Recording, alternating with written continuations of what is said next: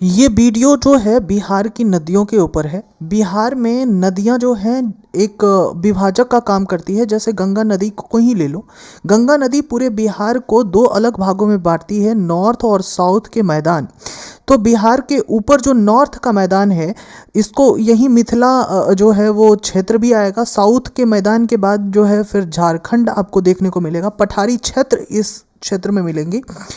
बिहार को अगर आप जानते हो, हम सब बिहार से हैं, तो हमें ये चीज़ें जाननी है कि बिहार जैसे ही अलग हुआ झारखंड से और उसके बाद उससे पहले जब उड़ीसा से अलग हुआ था बिहार, तो झारखंड से अलग होने के बाद प्राकृतिक संसाधन, नेचुरल रिसोर्सेस की जो है वो डिफिशिएंसी पाई गई। बिहार में इन सारे रिसोर्सेस की कमी होती है और बिहार पूर्ण रूपेण एक जो है वो कृषि प्रधान जो है एक राज्य बनकर रह जाता है। लैंड लॉक कंट्री है, चारों तरफ से कृषि प्रधान राज्य है। और जब भी कोई कृषि प्रधान राज्य होता है कोई भी जगह, तो वहाँ नदियाँ एक बड़ा रोल प्ले करती है। यही कारण है कि बिहार का जो आयोग है बीपीएससी, उसमें जो है बिहार की नदियाँ से बहुत सारे प्रश्न पूछे जाते हैं। क्योंकि बिहार का अगर आप ज्योग्राफिकल जो स्ट्रक्चर देखो, इसमें बिहार की नदियों का बड़ा रोल है। क्योंकि ये इकोनॉमी पे भी खेल करती है। बिहार एक कृषि प्रधान राज्य है, बार बार मैं कह रहा हूँ। तो बिहार की नदियाँ जो है, अगर गंगा नदी को लें तो दो तरीके से हम बिहार की नदियों को बांट सकते हैं। एक तो नॉर्थ मैदान की नदियाँ, rivers of north Ganga plain, और rivers of south Ganga plain, दक्षिणी गंगा मैदान की नदियाँ। और उत्तरी गंगा की जो नदियाँ हैं वो है घाघरा है, गंडक है, बूढ़ी गंडक है, बागमती है, कमला है, कोसी है, महानंदा है। ये सारी नदियों के बारे में हमने लिख के दिया है। हम सबसे पहले नॉर्थ बिहार की नदियों के ऊपर जो है अपनी पूरी चर्चा करेंगे। नॉर्थ बिहार की नदियों के कुछ फीचर्स हैं, उसको देखो, जानो। नॉर्थ बिहार की नदियां प्रायः उसको हिमालयन रिवर भी कहते हैं। और ये सारी रिवर की एक फीचर ये है कि ये पेरिनियल रिवर हैं। ये पेरिनियल रिवर कहने का मतलब क्या होता है सर जी? इसका कहने का मतलब होता है कि यहाँ वर्ष भर जल होता है। वर्ष भर जल होने के कारण जो है ये नदियाँ जो हैं इसमें जल की कभी सूखती नहीं है। ये नदियाँ कभी ऐसा नहीं है कि सीजनल नदी है, ये नदी वार्षिक नदी है। और चूंकि इसमें वर्ष जो है जल की पर्याप्तता दो अलग अलग माध्यम से होती है। एक तो वर्षा जल के थ्रू यहाँ जल तो आता ही है, थ्रू रेन तो जल आता ही है। दूसरा, हिमालय से चूंकि ये नदियाँ निकलती है तो हिमालय पे जो जमा बर्फ है वो भी इन नदियों को पर्याप्त मात्रा में जल प्रदान करता है। इस कारण से जो है ये नदियाँ वर्ष भर जो है जल की पर्याप्त मात्रा होती है। और चूंकि ये नदियों में जल होता है तो ये नदियाँ युवा नदी होती है। और युवा नदी जो है ऐसी नदियों को कहती हैं जो अपने कोर्सेस को, अपने चलने के स्टाइल को बार बार चेंज करती है। और अगर कोई नदियाँ चलने के स्टाइल को बार बार चेंज करेगी तो उससे होगा क्या? उससे होगा ये कि वो बाढ़ लाएगी, क्योंकि इसमें अत्यधिक जल संग्रहण होगा। और चूंकि जहाँ कहीं भी बाढ़ आएगा भाई साहब, वहाँ जलोढ़ मिट्टी भी आएगी साथ साथ में। तो बाढ़ तो एक तरीके से डिजास्टर होता ही है, लेकिन उसका एक फ़ायदा ये है कि बिहार में उन क्षेत्रों में जहाँ बाढ़ अधिक आती है वहाँ के की जो मिट्टी है वो बहुत उपजाऊ होती है और वहाँ बहुत जमकर जो है वो कृषि जो है वो किया जाता है। तो बिहार कृषि प्रधान राज्य है और ये बाढ़ जो है उस कृषि की इंटेंसिटी को और बढ़ा रहा है, क्योंकि एलुवियल डिपॉजिट होती है, जलोढ़ मिट्टी आती है। तो सबसे पहले बिहार की जो नदी है जिससे हम अपनी चर्चा स्टार्ट करेंगे वो है गंगा। गंगा भारत की सबसे लंबी नदी है। 2525 किलोमीटर की जो है लंबाई है, जिसमें 445 किलोमीटर वो बिहार में रन करती है। और बिहार के जो है वो चौसा, बक्सर से बिहार में वो इंटर करती है। और सारण और भोजपुर जो है, इन दोनों जिला के बीच जो है बॉर्डर बनाते हुए, सारण और भोजपुर इन दोनों जिलों के बीच बॉर्डर बनाते हुए गंगा जो है बिहार को दो अलग भाग में बांटती है, एक विभाजक के रूप में कार्य करते हुए। आप देखेंगे कि बिहार के दो जिले कटिहार और भागलपुर को की जो है वो सीमा बनाते हुए झारखंड के साहबगंज में जो है वो चले जाती है। गंगा का बिहार में सबसे अधिक लंबाई 99 किलोमीटर है और 15,165 किलोमीटर स्क्वायर का जल ग्रहण क्षेत्र है गंगा का। ठीक है। तो और गंगा कहाँ से निकलती है, तो ये गंगोत्री से निकलती है। और एक बात आपको ये भी पता होनी चाहिए, जो है ये पता होनी चाहिए कि हरिद्वार में आकर जो है गंगा वो जो है वो मैदान में प्रवेश करती है। इसके बाद गंगा को जो है बिहार के 12 जिलों से जो है वो चलती है। इसके बाद आप ये भी देखो कि गंडक को लेकर जो है हम पूरी चर्चा करते हैं। 12 जिले, ये सारे जिले हैं। हाँ, सिवान है, सारण है, बक्सर है, भोजपुर है, पटना है, वैशाली है, समस्तीपुर है, बेगूसराय है, खगड़िया है, मुंगेर है, भागलपुर है, कटिहार है। 1 2 3 4 5 6 7 8 9 10 11 12, ठीक है, ये 12 जिले हैं। ठीक है। इसके बाद हम दूसरी जो नदी है उसके ऊपर आते हैं। दूसरी नदी का नाम है गंडक। गंडक जो है ये इसका उद्गम स्थल कहाँ है, ये अन्नपूर्णा श्रेणी जो नेपाल में है, नेपाल और तिब्बत के मध्य में जो है स्थित है, कि मांगन मोट और कुतांग के मध्य से निकलती है। ठीक है। और बिहार में ये वेस्ट चंपारण से जो है वो वेस्ट चंपारण के भैंसा लोटन, ये नाम बहुत अच्छा है, याद करके रखना, भैंसा लोटन से बिहार में प्रवेश करती है। तो वेस्ट चंपारण से के भैंसा लोटन से बिहार में प्रवेश करती है। और इसी नदी पर वेस्ट चंपारण के जो है वाल्मीकि नगर में बैरेज का भी निर्माण हुआ है। तो अगर आपसे ये पूछे कि वेस्ट चंपारण के वाल्मीकि नगर में किस नदी पे जो है एक बैरेज का निर्माण हुआ है, तो आप कहेंगे गंडक नदी पे जो है वो बैरेज का भी निर्माण हुआ है। उसके बाद इसके कई नाम हैं, सप्तगंडकी, काली गंडक, नारायणी, सालिग्रामी, सदानीरा, ऐसे नाम को याद रखना है। ठीक है।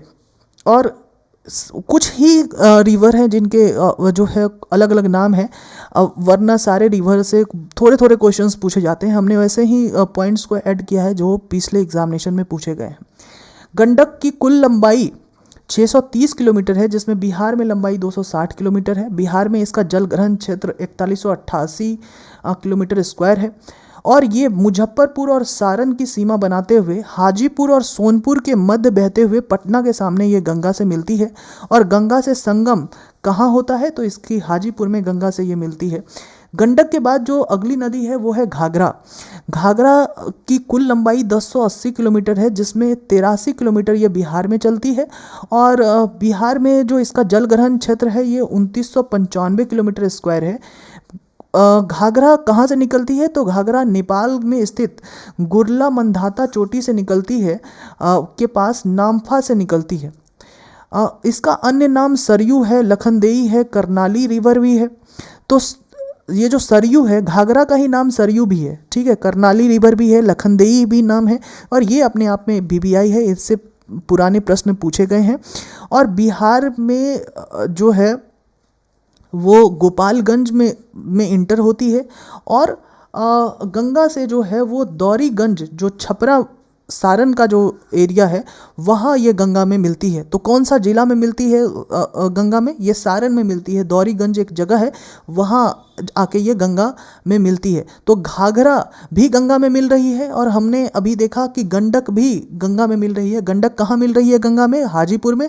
और घाघरा सारण छपरा के एरिया में जो है वो मिल रही है। इसके बाद हम बात करेंगे बूढ़ी गंडक की। जैसा इसका उद्गम स्थल जो है वो बिहार में ही है। सोमेश्वर श्रेणी के विशंभपुर के पास जो है चौतरवा चौर से निकलती है ये बूढ़ी गंडक। बूढ़ी गंडक के बारे में जो बहुत चीज़ें आपको जाननी है, कुल लंबाई 320 किलोमीटर है और पूरी बिहार में ही ये नदी है। बिहार में ही उद्गम स्थल और बिहार में ही समाप्त होती है। लेकिन आपको ये बातें जानने की वाली बहुत चीज़ें हैं कि बिहार में सबसे तेज़ जलधारा वाली ये नदी है ना। हिमालय से उतरकर उत्तरी बिहार में बहने वाली सबसे लंबी नदी है। ठीक है। उत्तरी बिहार में बहने वाली सबसे लंबी नदी जो है वो यही है, बूढ़ी गंडक। ठीक है। इसके बाद हमने यहाँ उत्तरी बिहार का इस्तेमाल किया है। ठीक है। इसके बाद हम यहाँ देखते हैं कि ये जो है कि उत्तरी बिहार को दो अलग अलग भागों में बांटती है। इसके बाद गंगा से ये मुंगेर में जाके मिलती है और इसकी जो सहायक नदी है जिससे क्वेश्चंस पूछे जाते हैं ये है मशान, कोहरा, बालोर, सिकटा, त्यूर और तिलावे। ये सारी जो है इसकी नदियां हैं, सहायक नदी है। इसके बाद हम आते हैं बागमती। बागमती नेपाल के महाभारत श्रेणी से निकलती है। अब जो उत्तरी मैदान की जो नदियां हैं उसमें मैक्सिमम नदी जो है वो नेपाल से ही इसका उद्गम स्थल होता है। सिर्फ अभी तक हमने बूढ़ी गंडक को देखा है जो कि सोमेश्वर श्रेणी के जो है आप देखें कि चौतरवा चौर से निकलती है। इसके बाद हम बागमती जो महाभारत श्रेणी से निकल रही है और इसकी कुल लंबाई 597 किलोमीटर है, जिसमें बिहार में 394 किलोमीटर जो है ये बहती है। पहले ये बूढ़ी गंडक नदी में मिलती थी। ये बहुत इंपॉर्टेंट बीबीआई है कि पहले ये बागमती बूढ़ी गंडक में मिलती थी, लेकिन अब इसने क्या किया है कि अपना जो है रास्ता चेंज किया और कमला नदी से मिलकर ये कोसी में मिल जाती है एट बदला घाट। बदला घाट जो है वहाँ ये कमला नदी से मिलकर कोसी में मिलती है। तो पहले जो ये नदी बूढ़ी गंडक में मिलती थी बागमती, अब ये कोसी में मिलती है। इसकी सहायक नदी लाल बकैया, चकनाहा, लखनदेई, मनोहरा, अदवारा, विष्णुमती आदि। ठीक है। इसके बाद एक जो है नई नदी है वो है कमला नदी, क्योंकि बागमती जो है यहाँ हमने लिखा है कि कमला नदी से मिलकर फिर कोसी में मिलती है। तो कमला नदी जो है ये कमला नदी भी महाभारत श्रेणी से निकलती है और बागमती नदी भी महाभारत श्रेणी से निकलती है। ये भी बातें आपको ध्यान रहनी चाहिए। ठीक है। तो कमला नदी जो है वो महाभारत श्रेणी से निकलती है और नेपाल की जो तराई का क्षेत्र है, वो जो दलदली क्षेत्र है, उससे होते हुए जो जयनगर की जो है सीमा बनाती है मधुबनी से जो है वो बिहार में प्रवेश करती है कमला नदी। और इससे कमला को जो है बिहार में गंगा जो बिहार के उत्तरी क्षेत्र है, मतलब मिथिला का क्षेत्र जहाँ से मैं आता हूँ, वहाँ इसको जो है वो गंगा के समान जो है इसकी पवित्रता मानी जाती है। कमला को गंगा के समान पवित्र माना जाता है कि कमला में भी नहा लेने के बाद ऐसा समझा जाता है कि आपके पाप धुल गए। ठीक है। कमला के दो मुख्य धारा है, एक धारा कोसी में मिलती है और दूसरी धारा जो है खगड़िया से जो है वो बागमती में मिल जाती है। इसकी जो सहायक नदी है सोनी है, ढोरी है, भूथी बलान है, जिससे प्रश्न पूछे जाते हैं। ऐसे ही चीज़ों को हमने ऐड किया है पढ़ने के लिए, तो आप तो बहुत सारी चीज़ों को पढ़ सकते हैं। अब कोसी जो कि बिहार का शौक जिसे नदी कहा जाता है, और कोसी का जो मुख्य नाम नेपाल में है उसको सप्तकोशिकी कहते हैं नेपाल में। और सप्तकोशिकी इसलिए कहते हैं क्योंकि इसमें के ये जो है वो 7 धाराओं से मिलके बना है। इंद्रावती है, सन कोसी है, ताम्र कोसी है, लिच्छू कोसी है, दूध कोसी है, अरुण कोसी है, तामूर कोसी है। ये सारी जो धाराएं मिलके कोसी का निर्माण करती है। नेपाल के उत्तर पूर्व में स्थित गोसाई स्थान से ये निकलती है और ये 7 धाराओं में मिलके जो है वो कोसी का निर्माण करती है। और त्रिवेणी के पास जो है ये 7 धारा मिलकर कोसी बनती है। कोसी को लेकर और भी सारी चीज़ें आप देखें कि विगत 200 वर्षों में 150 किलोमीटर पूर्व से अब ये पश्चिम की ओर स्थानांतरित हुई है। यही बातें हमने आपको पहले भी जो है उत्तरी जो रिवर के बारे में ये बताई कि उत्तरी रिवर युवा रिवर होती है, यंग रिवर होती है। ये अपनी जो है वो कोर्सेस को चेंज करती रहती है और आप देखें इससे ये पता चल रहा है कि कोसी अब भी जवान है। अपने मार्ग में परिवर्तन के कारण ये बाढ़ का कारण बनती है और बिहार में इसे बिहार का शौक कहते हैं। यह कुर्सेला के पास गंगा नदी में मिलती है और गंगा नदी में ये मिलकर यहाँ डेल्टा का निर्माण करती है। तो ये बीपीएससी प्रीवियस ईयर का क्वेश्चन है कि कोसी नदी कहाँ डेल्टा का निर्माण करती है, तो कुर्सेला के पास जो है ये डेल्टा का निर्माण करती है। उत्तर बिहार में गंगा की सबसे लंबी सहायक नदी है, ये गंगा की सबसे लंबी सहायक नदी है। लेकिन उत्तर बिहार में सबसे लंबी नदी कौन सी है? ठीक है, वो बूढ़ी गंडक, हमने पीछे भी देखा है। और बूढ़ी गंडक को लेके हमने एक बातें और भी देखी हैं जो आपको याद दिला दूं कि बूढ़ी गंडक की जो धारा है वो सबसे तेज जलधारा है बूढ़ी गंडक की। 120 किलोमीटर जो है ये बिहार में चलती है और 120 किलोमीटर जो है चलकर ये गंगा नदी से मिलती है। फिर एक नदी है महानंदा, महानंदा ट्रेन भी है, आप जो है उससे दिल्ली सब आते होंगे। हिमालय से निकलकर बिहार के पूर्णिया और कटिहार जिले में प्रवाहित होते हुए ये गंगा में मिलती है। बिहार के पूर्णिया और कटिहार ये वाला एरिया यहाँ से निकलती है और बिहार की सबसे पूर्वी नदी है। इस वाले एरिया में जो है आपको देखने को मिलेगा। सहायक नदी इसके पेनौर, नागर और बालासर है। और सारी इसको लेकर जानने की कोई चीज़ें नहीं है और न ही आप अधिक इसको पढ़ेंगे। जिसकी जितनी जो है अटेंशन होनी चाहिए हमने उतना ही चीज़ दिया है। ये है महानंदा, हमने इसके बारे में पढ़ा, कोसी के बारे में पढ़ा, कमला के बारे में, बागमती के बारे में, बूढ़ी गंडक, गंडक और घाघरा के बारे में हमने आपको पूरी जानकारी दी। अब हम आते हैं जो है वो दक्षिण बिहार, साउथ बिहार की नदियाँ। साउथ बिहार एक चूँकि पठारी मैदान भी यहाँ देखने को मिलेगा। इसमें हम सोन, पुनपुन, कर्मनाशा, अजय, फल्गु, सकरी, क्यूल इन सारी नदियों के बारे में पढ़ेंगे। दक्षिणी में सबसे पहले हम पढ़ते हैं सोन। सोन नदी मध्य प्रदेश के अमरकंटक प्लेट्यू से निकलता है, अमरकंटक पठार से निकलती है और यहाँ जो ये निकलती है, चूँकि आप देखेंगे कि ये मध्य प्रदेश, यूपी और झारखंड से प्रवाहित होते हुए बिहार के रोहतास से जो है वो बिहार में प्रवेश करती है। तो सोन से आपको प्रश्न ये पूछे जा सकते हैं कि बिहार में किस तरीके से जो है वो प्रवेश करती है, कौन से जिले से, तो रोहतास से। दक्षिण बिहार में गंगा की सबसे लंबी सहायक नदी है। उत्तर बिहार में अगर आपसे पूछा जाए कि गंगा में की सबसे लंबी सहायक नदी, तो वो है कोसी। और दक्षिण में अगर सबसे लंबी सहायक नदी है तो वो है सोन। बिहार में इसकी लंबाई जो है वो 202 किलोमीटर है और इसकी अपनी कुल लंबाई है, चूँकि 4 स्टेट में बह रही है, 784 किलोमीटर है, लेकिन बिहार में 202 किलोमीटर है। पटना से 16 किलोमीटर दूर दानापुर के निकट हरदी छपरी गांव के पास जो है ये गंगा से इसका मिलन होता है। तो ये गंगा में ही मिलती है, इसलिए इसको गंगा की सहायक नदी कहते हैं। और दक्षिणी जो रिवर है उसमें सबसे बड़ी सहायक गंगा की नदी है। इसकी जो सहायक नदियां हैं वो हैं गोपद, रिहंद, कनहर, उत्तरी कोयल।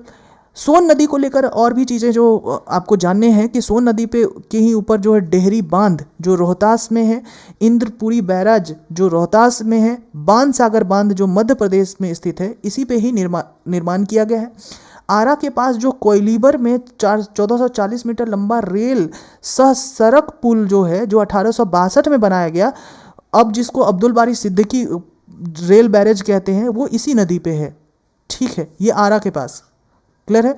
तो ये भी प्रश्न जो है आपके प्रीवियस ईयर बीपीएससी का प्रश्न है, इसलिए हम लोगों ने ऐड किया इसको।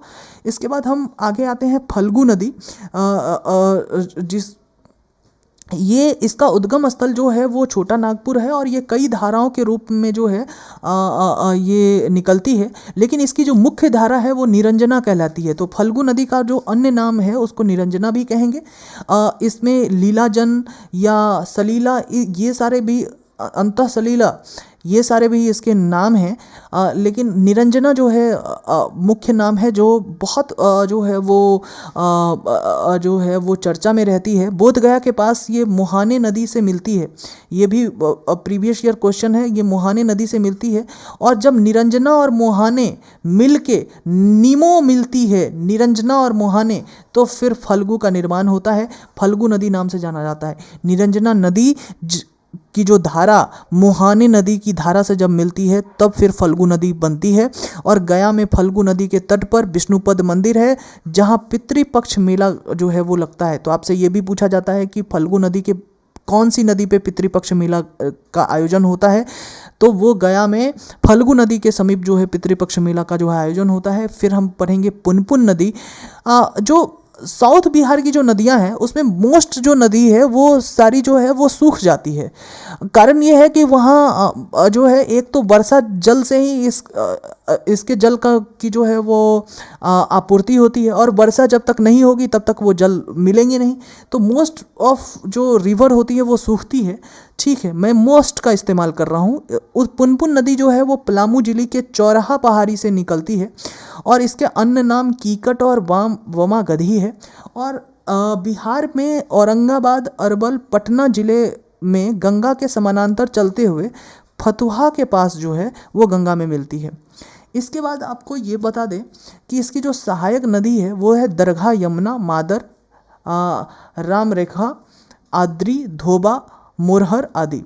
इसके बाद फिर आगे हम लोग पढ़े तो ये है अजय नदी। अजय नाम बहुत फेमस है।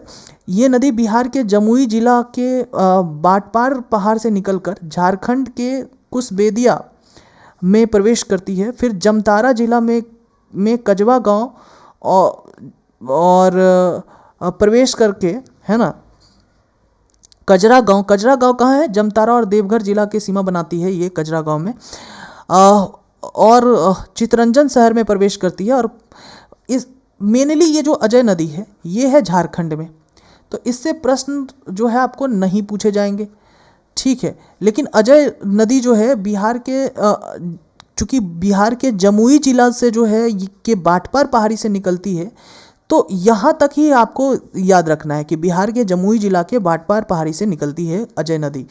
इसके बाद आप नहीं याद रखेंगे क्योंकि आप बीपीएससी की तैयारी कर रहे हैं, आप जीपीएससी की तैयारी नहीं कर रहे हैं।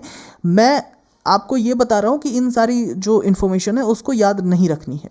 इसके बाद हम लोग आगे आते हैं सकरी नदी। सकरी नदी का उद्गम स्थल झारखंड में है। ये भी झारखंड की नदियाँ हैं, आप चाहें तो इसको छोड़ सकते हैं, लेकिन फिर भी आप देख लो कि सकरी नदी का उद्गम स्थल झारखंड में छोटा नागपुर पहाड़ का उत्तरी भाग हजारीबाग पठार है, और यह नदी बिहार के गया, पटना, नवादा और मुंगेर जिला में प्रवाहित होती है। झारखंड के छोटा नागपुर पहाड़ से निकलती है, लेकिन चूंकि बिहार में प्रवाहित होती है इसलिए ये नदी को तो आप जो है लेकर चलोगे। मैं ये कह रहा हूँ कि वैसी नदियों को लेकर चलना है जो बिहार में प्रवाहित होती है या उसका उद्गम बिहार में है, ठीक है। ऐसा नहीं कि वो कहीं और प्रवाहित हो रही है और फिर हम उसको याद करके बैठे रहे, नहीं। इसी सकरी नदी का जो दूसरा नाम है वो सुमागधी है। ये हमने लिखा है, इस नदी को सुमागधी नाम से भी जानते हैं, ठीक है। और ये बिहार के गया, पटना और नवादा और मुंगेर जिला में जो है प्रवाहित होती हुई जो है गंगा नदी में मिलती है और गंगा की सहायक नदी है। अब जो मेन नदी है वो है कर्मनाशा। कर्मनाशा का जो मुख्य मतलब होता है कर्म का नाश करने वाला, और इस नदी को विंध्याचल की पहाड़ियों में सारोदाग जो कैमूर से निकलकर चौसा के पास गंगा नदी में मिलती है। हिंदू जो धार्मिक मान्यता के अनुसार इस नदी को अपवित्र या अशुभ माना जाता है। ये कुछ नदियाँ जो पवित्र है, जैसे कमला नदी को हमने क्या बोला कि जो उत्तर बिहार है, उत्तर बिहार में वो उसको गंगा के समान जो है वो इज्जत मिली हुई है, लेकिन कर्मनाशा को हिंदू धार्मिक मान्यता के अनुसार इसको अशुभ नदी माना जाता है। ये ब्यूटी है भारत की। इसके बाद है चानन नदी। चानन जो है, चूंकि नाम को अपभ्रंश हम लोग कर दिए हैं, लेकिन चानन पंचाने इसका मुख्य नाम है, लेकिन आप देखो कि इसका पंचानन है, जो अप्रशंसित होकर चानन इसको कहलाने लगा। तो ये भी हम देखो कि हम लोग जो है धीरे धीरे बोलते बोलते हम लोगों ने नाम को ही चेंज कर दिया। और इस नदी की मुख्य धाराएं जो हैं वो पैमार है, तिलैया है, धनराजे है, महाने है। ये छोटा नागपुर पहाड़ी से निकलती है। ये सारी धाराएं राजगीर के पहाड़ी के अवरोध के कारण नालंदा जिला के गिरियक के पास एक होकर आगे प्रवाहित होती है। तो चानन नदी भी पंचानन आप ये कहोगे, ठीक है। और राजगीर के पास जो है वो गिरियक के पास एक होकर ये आगे प्रवाहित होती है। इतनी सारी चीज़ें जाननी थी। और एक चीज़ जो एक नदी है क्यूल जो है, जब आप ट्रेन से सफ़र करेंगे तो क्यूल जो है वो जगह आपको एक स्टेशन भी मिलेगा आपको। तो इस नदी की उत्पत्ति हजारीबाग के पठार से हुई और बिहार के जमुई जिला के सतपहाड़ी के पास प्रवेश करती है बिहार में, है ना। चूँकि झारखंड में इसकी उत्पत्ति हो रही है, लेकिन चूंकि ये बिहार में प्रवेश कर रही है इसलिए आपको पढ़ना पड़ेगा। और इसकी प्रमुख सहायक नदियां जो हैं वो बरनर, अंजन, हरोहर आदि हैं। आप इसके सहायक नदियों को छोड़ सकते हैं। लखीसराय जिला में के सूर्यगढ़ा के पास जो है ये गंगा में मिलती है, और ये बीपीएससी का प्रश्न रहा है प्रीवियस ईयर का कि ये कहाँ बिहार में क्यूल नदी जो है वो गंगा से मिलती है। तो this is what the beauty of examination, कि बिहार में अगर वो नदी कोई कार्य कर रही है तो उसी से प्रश्न पूछेंगे। अब नदियों की तो सारी चीज़ें ख़त्म कर लेते हैं अब, लेकिन एक प्रश्न जो नदियों से ही रिलेटेड ये है कि नदी के किनारे जो बिहार के प्रमुख शहर बसे हैं, एक बार उसकी भी चर्चा कर लें। जैसे गंगा नदी के किनारे पटना बसा है, मोकामा बसा है, भागलपुर बसा है। घाघरा जो नदी है उसके किनारे छपरा बसा है। गंगा के ही किनारे बक्सर बसा है, मुंगेर बसा है, ठीक है। तो गंगा के किनारे तो आप 12 जिले कह सकते हैं बसा है, क्योंकि गंगा तो 12 जिलों से प्रवाहित होती है, ठीक है। इसके बाद जो है हाजीपुर जो है वो गंडक नदी के किनारे बसा है। इसके बाद जो है सोनपुर भी गंडक के पास बसा है। मुजफ्फरपुर बूढ़ी गंडक के पास बसा है, क्योंकि मुजफ्फरपुर, अब देखो बूढ़ी गंडक तो उत्तर बिहार को दो अलग अलग भागों में बांटती है। आप देखोगे खगड़िया बूढ़ी गंडक, समस्तीपुर बूढ़ी गंडक, दरभंगा बागमती, गया फल्गु। तो this is all about the entire river of Bihar, जिसको हमने पूरी जो है वो पढ़ा है। आपको करना क्या है कि अगर आपको इसके बाद भी अगर आप जो है कुछ और ऐड करना चाहें तो, और आपको अगर कोई भी क्वेश्चंस हो तो आप यहाँ मेल कर सकते हैं आप हमें, और यहाँ हमसे संपर्क कर सकते हैं। एक चीज़ आप करें तो, अगर आपको अच्छा लगे तो सब्सक्राइब करें, नहीं